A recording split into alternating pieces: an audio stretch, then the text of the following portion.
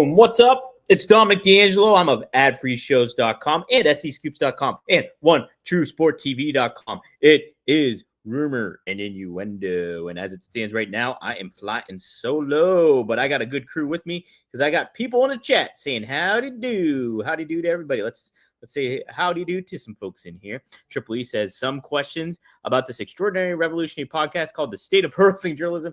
How often are the episodes coming out? Will you be going live with any episodes whenever? Why only 20 minutes is? Yeah, guys, if you're not aware, I'll do a quick plug. I just posted on OneTrueSportTV.com. It's a new show called Cleaning Up the Dirt Sheets, where I address some stuff about the wrestling journalism, some etiquette, some different things like that. I might cover things that actually are going on too when it comes to like what some personalities or some writers or some things are doing or what creates buzz when it comes to controversy in the wrestling journalism world, and I'll address it. But yeah, I just released a new episode. You can check it out there.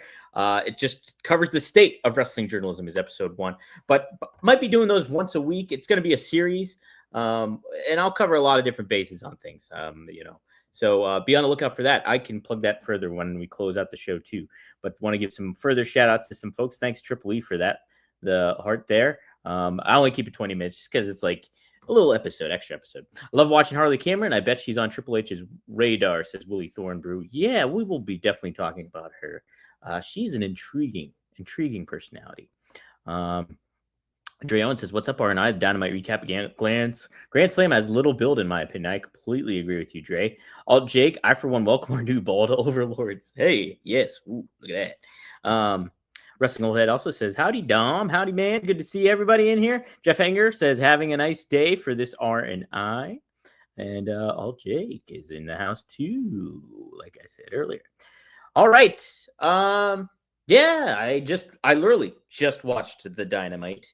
And gotta say, all right show. Nothing too crazy that made me like was glaring, great, magnificent. Or in the same tone, nothing was really that bad that made me be like, what are they doing here? Now there's some stuff here and there that's kind of be like, what are they doing here? And but let's get to it, huh? I thought it was a pretty fun show. We let off a little differently than what we're used to. Usually they kick it off right with a match, just baptism by fire kind of stuff when it like, hey, here, you're getting Will Ospreay versus this person or something to that effect. And we got something different, almost what WWE's been doing, where they show Swerve walking in backstage, and then they show Ricochet too. Gotta say, how this was set up though looked a little phony, like because they cut to Swerve and he's just standing there, and then he starts walking. It's a little pet peeve thing, and then they kind of did the same thing with Ricochet too in a way, and it just was a little glaring. I thought, if I'm being nitpicky, that's something I was nitpicky about. But I appreciate the effort to mix it up a little bit. Then we cut to Renee, who's cutting a promo with Jay White. And all of a sudden, he's about to get ambushed by the Death Riders. And then we see, thankfully, Edge and her Cope and FTR gang attack them. And it's an all-out brawl that spills into the arena. And we get a challenge from Cope to Mox saying, hey, AEW Revolution, me and you, and Mox declines. But we will get, it looks like, Cope and Jay White tagging up to face Mox and Claudio at Grand Slam here. Like Dre mentioned, the build and execution to Grand Slam seems forgotten in certain ways. And I think right now, if I'm being honest, it's probably the right move to do. You know, you want to make it feel decent, but, you know, and I know I said yesterday, if they're going to do this Edge versus Mox thing, make it happen at Grand Slam. And if there's going to be some finality to it, like you're getting rid of the Death Riders angle or something, but it doesn't look like they're doing that. So, I mean, I don't want to see the Cope versus Mox run until Revolution. This is going to be a really slog of a storyline, I think, after Grand Slam here. They got to do something different to really get me engaged with this Death Riders thing, but I don't know if they can, even at this juncture. I mean, you can bring Shane into the mix, or you can have this other reason that all this stuff is going on, but right now I don't even know if you can do it because they haven't been attention to detail with the storyline. And it would be one thing if the Death Rider storyline had attention to detail. They were like making hints to stuff, when the NWO referring to who's the third man, and like they would constantly be bringing that up and build the bash at the beach. And you just had the intrigue of what the NWO's agenda was and everything to that effect. Plus, they're literally in name the Outsiders. So what are they doing? This is nothing. They're just a heel group that hides a belt, hides the titles that they win, and there's nothing else to it. I don't know. It's really bad. We are well aware of this, but yeah, I think them starting the show off in a different kind of format was fine. And then we get what do we get after? Will Ospreay coming out. Member of Don Callis family was his opponent, and I guess technically he was Mark Davis, who we last saw was a babyface, and now he's feuding with Will Ospreay.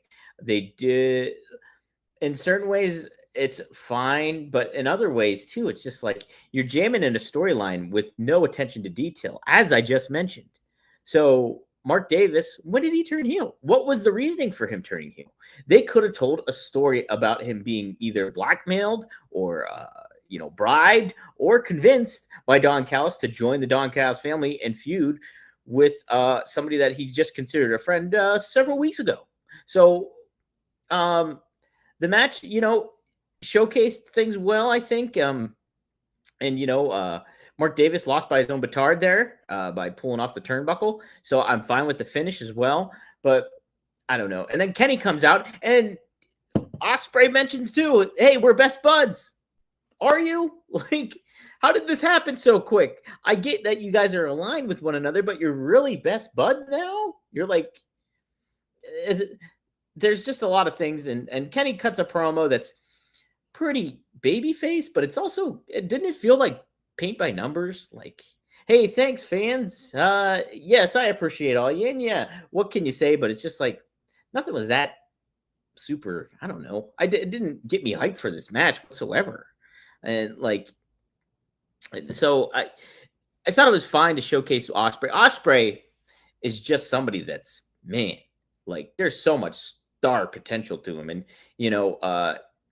him being in this kind of understated storyline where it's just like this thing would have completely, I think, been all right, for what you're doing for Grand Slam here. But now you have another tag match on Grand Slam with several of your top stars. I kind of understand it because it's like, all right, you guys dropped the ball when it comes to promoting this show, it feels like. So, you want to give the fans something with your big stars, but, it's the same match. So I don't know. I don't like, some of it's okay with me. I understand it, but I also like dot your I's and cross your T's when it comes to some of this stuff. I don't know. I just do not think that it's okay, I guess.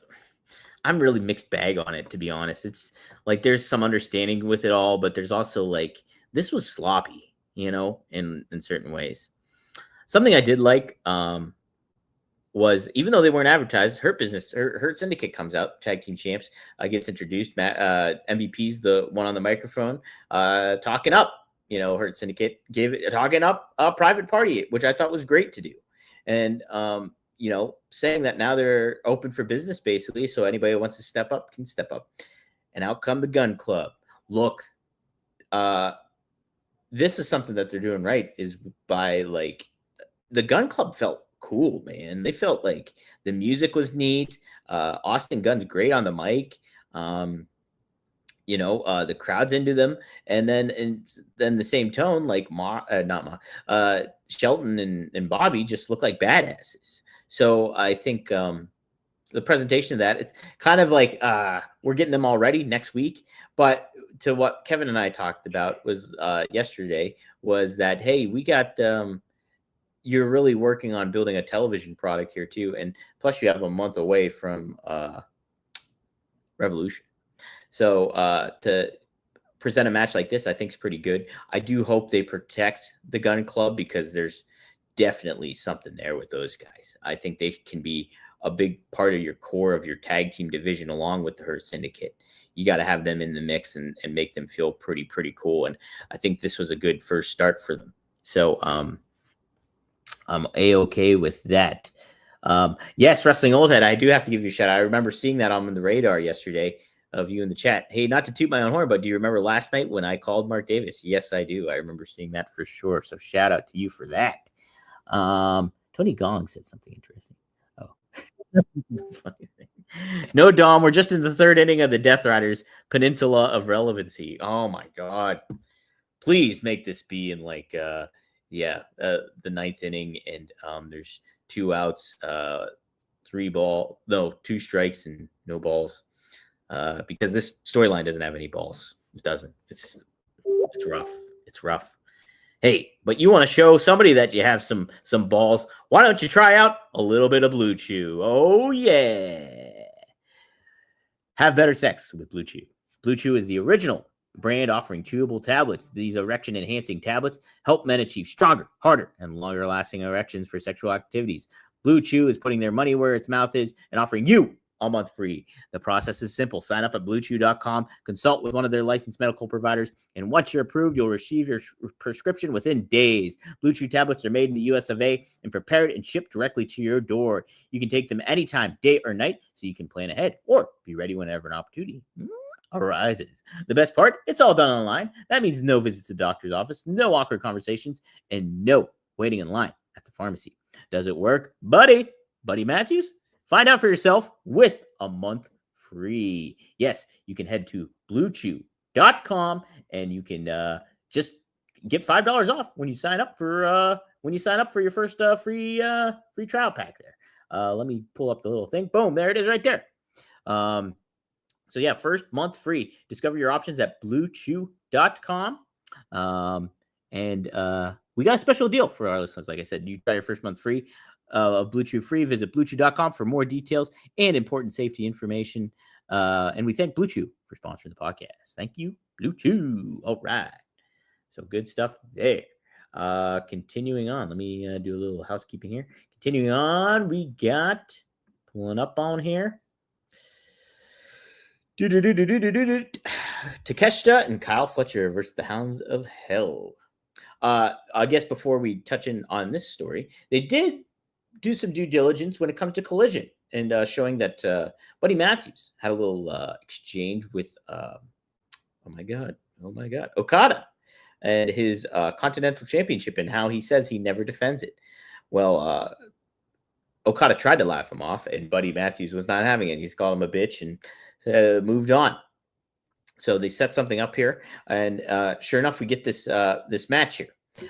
Fans are really into it. They got this is awesome chance. Question the finish here. Very much question the finish because they had a good opportunity to protect both Brody and Buddy, and they didn't. Like, very weird. So Buddy's up top, and all of a sudden Okada's music hits. And as I just mentioned, they had that backstage segment. So catches Buddy off guard. And it looks like, the Fletcher and Takeshita will take the opportunity to get the win. Well, Buddy kicks out. Buddy then tags in Brody King. So it basically cancels out any, chicanery that was going on. Like, because Brody and Buddy are back on the same page. Well, they catch Brody on the apron. I think he gets DDT'd, and then he gets pinned. Didn't like the finish. I think, look, you're trying to position Buddy Matthews and Brody as being these names that are another viable tag team you can have in your division, and you don't. Oh my gosh! One sec. Razor, what'd you do? Come here. What'd you do? Yes, bad boy. Did you just knock over a pen? No, you didn't. You knocked over my earbuds. Where did you do them? Oh my God, Razor. Hold on a second. Sorry, guys. Hey, fill in for me. All right, well, I'll have to address this later on. I found one earbud. Dang it, Razor. Here it is, guys. Oh, who is talking to me? My phone is talking to me now. Whatever. What a mess. All right. He knocked over my earbuds. But I think I think they should have protected these guys a little bit more here. Kind of disappointed in the finish of this. It seemed pointless. It was like you're running around in circles here. What's going on? Yes, the Razor running. The Razor running is there. All right, he's there. Oh my God, he never ends. I lose my earbuds all the time, so him knocking it over gives me like anxiety. Like, will I find them? Will he knock them around further? What's going to happen? Either way, we'll press on here. So yeah, not the biggest fan of this. I have to say, let's address back. I believe what Alt Jake said here earlier in the show. Was it Alt Jake about Harley Cameron getting some opportunities here to showcase her personality? She started with guitar, and then the past week and a half or whatever it's been, she's had the Mercedes Moné puppet, and kind of a diversion, obviously very different than anybody we're seeing in pro wrestling right now. Kind of goofy, quirky. They addressed that she got her first win against Taya Valkyrie on Collision, which, mind you, I don't think's good. Like, I can only imagine how Taya feels about some of this stuff, because she was in WWE. It was seeming like she was going to be a pretty cool deal for them in NXT. Frankie Monet, was that her name? Was it Frankie Monet? Either way, and then she gets cut from WWE. She shows up in MLW, is actually their inaugural World Featherweight Champion, and then finds her way to AEW. Feels like, oh, you can really do something with Taya here. They haven't. They have not whatsoever. Her or John Morrison, or now known as Johnny TV. So now she's getting losses on Collision. And it's the same thing. It's the Achilles heel of this constant thing that AEW is doing. Yeah, here's a star for a week, and then you don't see them again. So it was just in build to Collision, and then Taya and Deonna Purrazzo, they're just in the background. It's just very weird. I just don't. I understand putting Harley Cameron over, but I don't understand them stifling somebody like a Taya Valkyrie. Hey, we're not going to get stifled here, because we got our guest, our man here of the hour, Kev Kellum. Well, very washed out or in complete shrouded in darkness. What do we want from Kev here? What's happening, Kev? How are you? I got to get the laundry down from behind me. How you doing, buddy? How are you? Sorry, better late than never, huh? That's okay. That's all right. Yeah, I'm on the radio right now when we do this. Oh my God! So you're double timing it? I'm double timing. I'm double dipping. All right. So I'm on the radio while we're doing this, and I found out there's a change at the radio station. I need to get a hold of people. Oh my God! Well, I'm still employed. Don't worry. It's okay. That's good to hear. That's good to hear. Well, if you need to tag out here. No. I wanted to tag out. I'm sorry. Okay. I just wanted to get a hold of you. I'm laying everything out for everybody. I wanted to get a hold of him before it happened, but I was on a phone call that stretched from like 10:45, and I was like, I couldn't get off the call. So there we go. That's okay, man. That's okay. MJF was on the call here during Dynamite. He came out and had a promo, but kept getting interrupted by Hangman Page. Max Caster showed up, and then Dustin Rhodes after MJF was talking some smack on Jeff Jarrett. Mm-hmm. But then Dustin comes out, cuts a very impassioned promo, speaking about what Kevin and I were talking about yesterday when it came to MJF touching upon some hot points about storylines of Owen Hart and substance abuse. And Dustin was a friend of Owen Hart's, and Dustin was also notorious for his substance abuse and then overcoming it. 16 years sober now at this point. So Dustin incorporated that in the promo, which I thought was great and really, really captivating. So we get a confrontation between these two. MJF leans into the aspect of all that stuff, calling Dustin out for his substance abuse, and then mentioning that he's lived in his father's shadow and now for 37 years. But the funny thing is, he's now living in his little brother, and then he gets hit before mentioning Cody Rhodes and starts a skirmish. I like this segment, Kev. What did you think of this exchange between MJF? A little bit noisy just because it didn't really focus purely on just Jeff and MJF, and you had Dustin and Caster in there, and it felt like they were kind of I don't want to say wedged in there because it did flow. Like it wasn't too far off of the beaten path, but it was near it. And this is a better version of what they did a few weeks ago when there was a lot of noise in it too, and they had Karen get involved. And the problem with the Karen one a few weeks ago, it was like, how do I put that? Like it felt like that's the way to culminate it before you go and do the actual angle. Like the actual match, like that's your go home angle for something like that. Like, oh, now Jeff's really got to beat your ass. Like you put your hand on his wife, right? And everyone forgets that. Everyone forgets that. Like MJF, like they don't make a big deal out of that. That was one thing I was like, this guy put his hands on your wife. Like that's huge. Yeah. So that was one thing I thought was missing. But I know I'm just taking the tweezers out. And I know I'm already late to the party. Bald is beautiful. Look at all bald, beautiful heads on there. But now I, for one, welcome our new bald overlords. But I'm doing commentary for AAW. Full free show. Chi-Town Rumble is up right now on YouTube. You can watch it. AAW Pro. Go watch Matt Riddle versus Ren Jones. We have a full 30-man Rumble match that is out now. Go watch for free. We open the show. Me and Tyler Vowles, the commentary team, both bald, bearded men, open the show. And I just said, like I had to say, it was like, two bald dudes with beards. This doesn't look like a wrestling show at all. Kev, when was the last time you were clean shaven? No beard. Yeah, no beard. Nothing. When was that? Like nothing. Like no beard at all. Just baby face Kev. I think I probably messed it up once in the last 10 years, and you have to take the whole thing. You ever do that where you just mess it up a little, like it comes off a little bit too much one side, and you're like, you gotta get the whole thing, So yeah, I think probably a couple of years ago. I remember there was an ex. I walked into a room. She wasn't used to seeing me without a beard, and then I remember the angle where she was sitting, and she looked up, and she was like, "What did you do to your face?" So, man, I want to see clean shaven Kev one of these times. I want to see more beard versus mustache matches.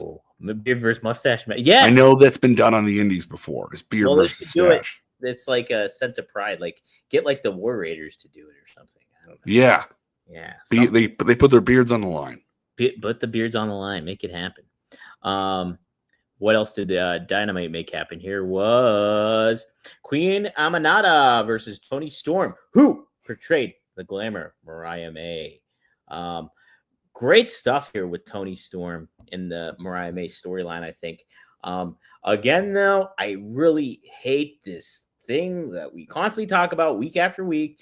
And I talked about it, I think, earlier on the show here. You bring somebody, I talked about with Taya Valkyrie. Queen Aminata comes in here just for like a cup of coffee to job her out. And like, I understand it's Toni Storm. I get all that.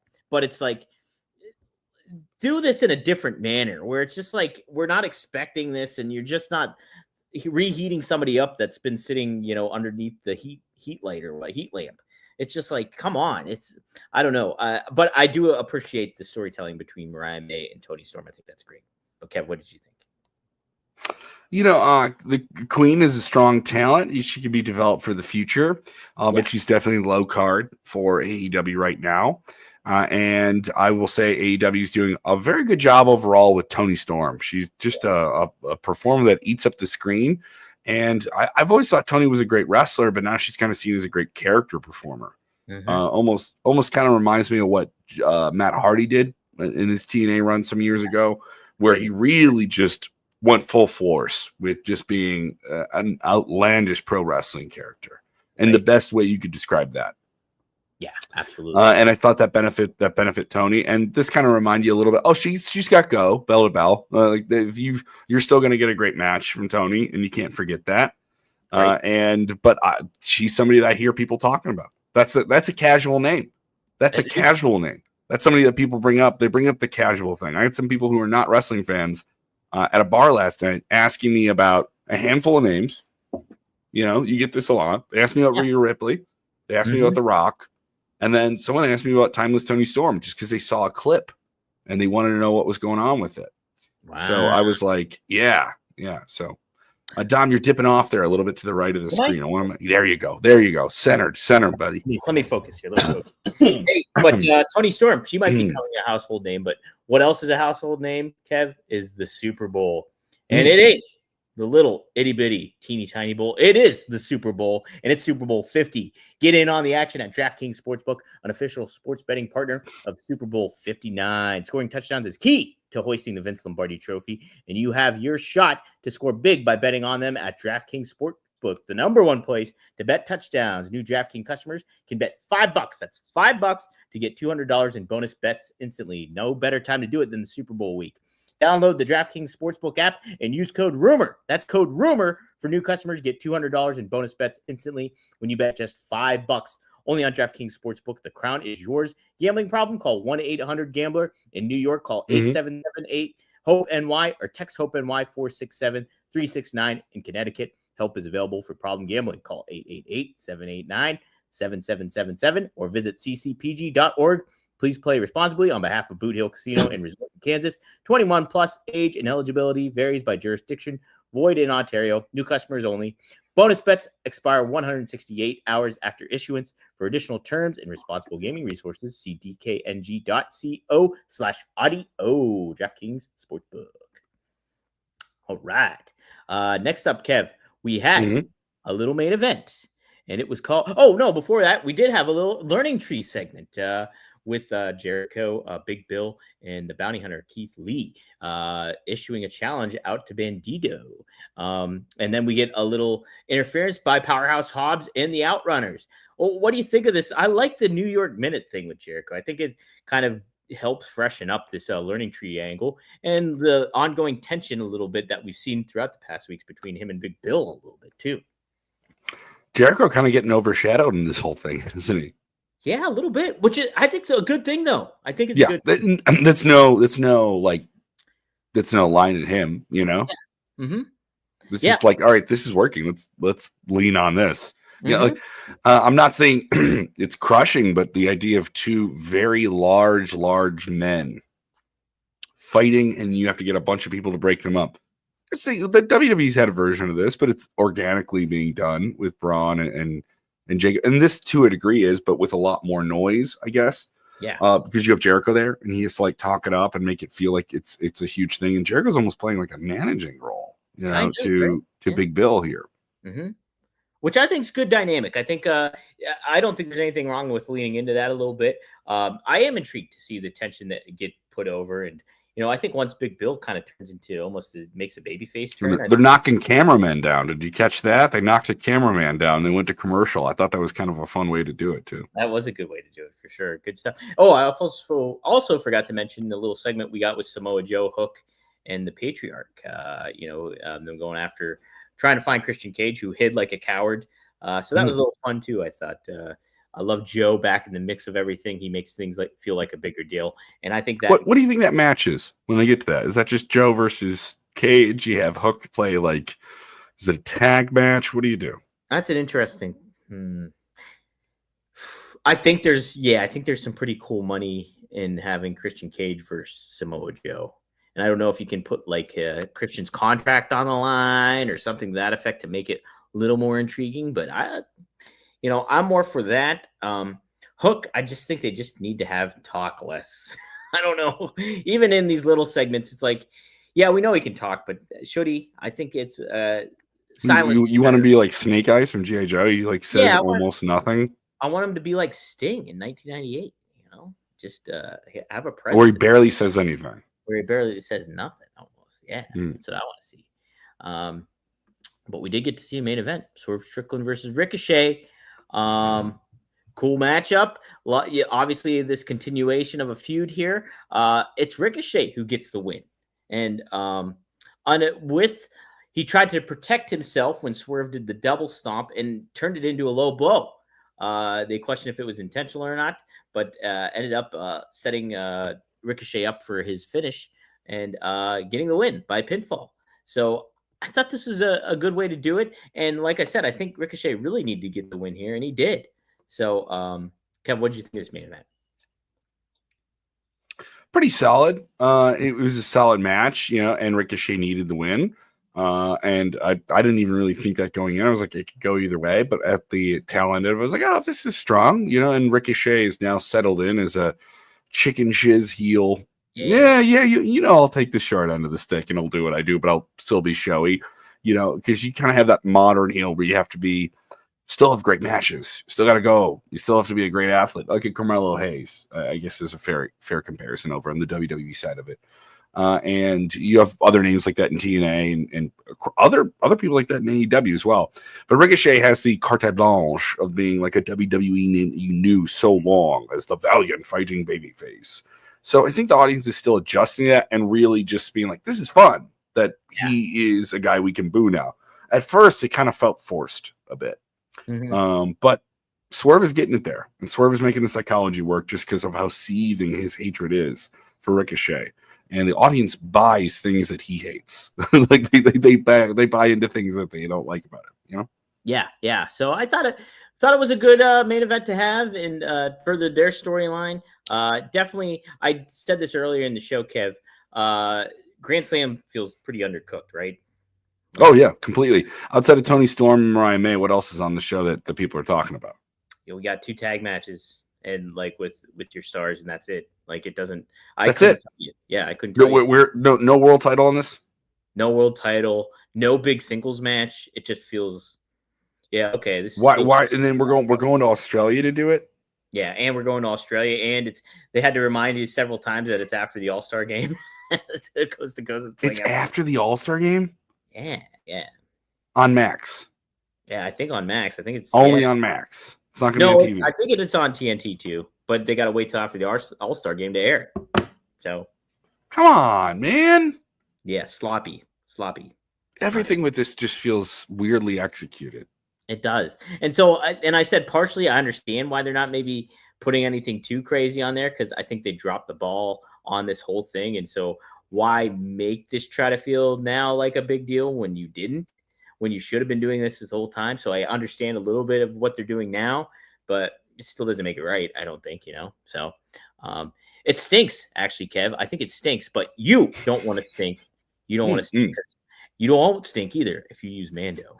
Mando, big fan. Mount Fuji is all over my house. I have the deodorant stick. I have the deodorant spray. I got other stuff too, like the cream and everything like that. And Mando is great. You can use it anytime and anywhere. It was created by a doctor who saw firsthand how normal BO was being misdiagnosed and mistreated, clinically proven to block odor all day and control odor for over 72 hours. I put some of that spray on this morning, too, right before I went to my shoot job. But you can do this. Mando's starter pack is perfect for new customers. It comes with the solid stick deodorant, cream tube, deodorant, and 2 free products of your choice, like a mini body wash or deodorant wipe. And free shipping.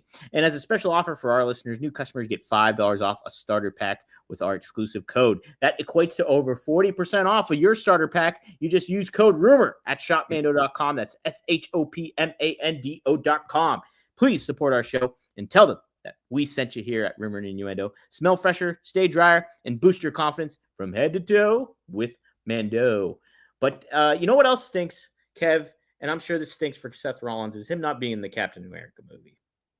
Oh yeah, he filmed this role for the upcoming Captain America film, where they're gonna have a new Captain America, and he was extensively filming this. He went on the record about this maybe a month or so ago, saying that his part in the movie, which was not a major part, had been cut from the film, and that they recasted it in reshoots because I think maybe it was going to be a conflict for him to do reshoots.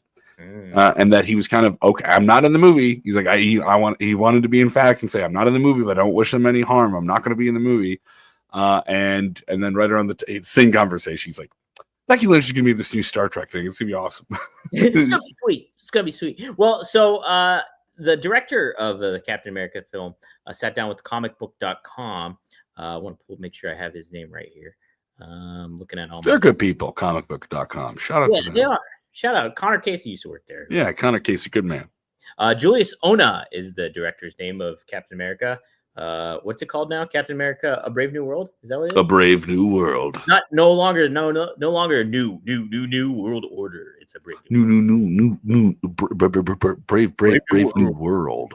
Paid sponsorship. So he said the following about Seth Rollins not being in the movie. When you're taking characters like Serpent Society from publishing, who, as you know, are individuals dressed up as snakes and have snake-adjacent powers. I did not know that. You're always iterating and trying to figure out... How's Randy Orton not booked in this? He's the Snake Man. Right? Why was he a Serpent Society king or something? You're always iterating and trying to figure out the version that works best in a movie like this, he said. I love Seth. Seth's incredible, but as we are evolving and preparing for an additional photography period, we were considering who could bring a very specific kind of gravitas that suited the film's tone. So Seth got jobbed out to a very well-worthy actor in Giancarlo Esposito, also known as Gus Fring in Breaking Bad. He's been in classic Spike Lee films as well. So when I did call him Gus, when Giancarlo Esposito became available, it was such a no-brainer. He got bumped for like a major actor. So they didn't just dump. They didn't. I don't want to say dump. They bumped out Seth. All right, for this major actor, this major established like character actor. All right. Yes. Gus Fring, major villain. Well, probably one of the biggest TV villains the last 10, 20 years, right? In a dramatic series. Yes, completely. And then he gets bumped by man. Yes. Like, because then I guarantee maybe the part was smaller and now they can make the part much bigger because they have this actor in it. Right. Oh. So he said, that has to sting. It's got to sting a little bit, even not Scott Borden. It's got to sting right there. Or Steve Borden, excuse me. Or Sting from the Police. Yes. I have a very particular history with him. He's iconic for working with Spike Lee, and I interned with Spike Lee when I was 19 years old. Of course, fans have been fan casting him in the Marvel cinematic universe for a long time, so it was really good about ensuring all the elements aligned with the grounded tone and vision I have for this film. As we evolved and iterated, Giancarlo made sense. What a blessing to have him in this film. So this film itself has not been getting some great buzz. We mentioned, Kev, like they had to reshoot, they've had to stop and cut things and do everything like this. So this almost seems like a Hail Mary pass is trying to get an established actor in here to kind of hopefully rope some people in. I do feel bad for Seth because it's such a cool opportunity. Oh, I'm going to be in a Marvel movie. I'm a Marvel character like Batista. Hey, that's awesome. And then it just doesn't happen. So I feel for Seth in this. I don't know if he's a comic book fan, but even me as a comic book fan don't know who the Serpent Society is. Circumstances, and also like he kind of alluded in the same interview where he said, I'm not going to be in the movie. I don't want to say that was with Chris Van Vliet. I'm not sure. Excuse me if I'm not quoting it correctly. I think but he said, he's like, I don't love acting. Like I like he's like, I don't love it. I don't love the process of it. And you really have to embrace the process of doing a major film like that. It's a lot. I have a Gus Fring story, by the way. So, what's your Gus Fring story? CityCon, I was there helping out Kurt Angle. It was running the table, selling the gimmicks. No, it was his birthday, so I was kind of filming. They brought in a cake of Kurt Angle. For him. Nice. That's wonderful. So I filmed it and everything like that. So I got to sit in the green room, and who was there but a lot of the Breaking Bad actors. And Giancarlo was there. I went to get some coffee, and there was no coffee.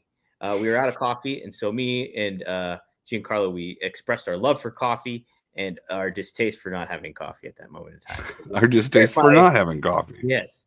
So that is my Gus Fring story. So there it is, Kev. But yeah, anything you want to plug going on? I know you got some coffee shows upcoming here. And I'm going to be at the Lincoln Lodge on Saturday night, 10 p.m. in Chicago. Lincoln Lodge is on Milwaukee Avenue. It's right off the Blue Line. If you want to take the train there, it's awesome. I'm going to be headlining that show. That is 2 nights from now, 10 p.m., the Down and Dirty Comedy Show. You can buy tickets. Go to Lincoln Lodge, find them on Google. Buy the tickets right there. I will be taping my comedy album in the summer. I can't announce all of the details on it just yet. And hopefully planning some tour dates. And I'll find out if I'm going to Las Vegas in the next couple of weeks. But I'm on the side of not going to Las Vegas this year for WrestleMania. So that's kind of where things stand. And then you can check out everything I'm doing with sportskeytowrestling.com. Big week with us with Royal Rumble. We just had I want to say over 300,000 views on a handful of videos. So that's really good. So go check that out, Sportskeeda Wrestling. And we just launched a premium tier where you can get everything we have on our Patreon. You can get it on our YouTube membership now as well. Just because I know some people are like, I don't want to jump from app to app. Well, we've launched that kind of additional option you have. And our Patreon backstage pass is pretty sweet. We just dropped a new episode of WrestleVotes as you and I were talking. WrestleVotes has some scoops about what's going on with them and what's going on with Charlotte Flair and the direction for her going into WrestleMania. That's up right now. Ooh, so guys, you got to check that out. Check it out. Make sure you support Kevin. He does a great job. He's one of the most versatile people I've met in this business. He was the first people I've met in this business, actually. Thank you.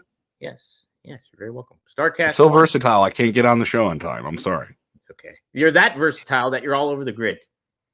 I'm off the grid. You gotta get her off the grid. Like I said earlier in the show too, check it out. I have a new show on OneTrueSport.com. It is clean up the dirt sheets. I talk about the state of the wrestling journalism business. So take a look at that. And that's episode 1 as I talk about the state of it, but there'll be more to come. So be on the lookout for that. Where do I get that? You go to OneTrueSportTV.com and tune into that. Mm-hmm. On top of it, too, check it out. Robert and Scott will be getting ready to record a new Working Stiff episode this week to cover Dynamite and talk about that. Robert is on assignment right now. He should be back in the mix of things tomorrow. So be on the lookout for an upcoming episode. As far as anything else goes, that should do it. Kev, thank you for tagging in, even if it was late. I don't care. I'm glad you were here. I'm glad you made it. So thank you, buddy. Yes. So best of luck in your future endeavors, Kev, this weekend. And hey, I gotta go find my earbuds because my dang cat knocked him over earlier in the show. What about Billy in the CW? We'll get to them. Do you mean Bill Burr in the CW?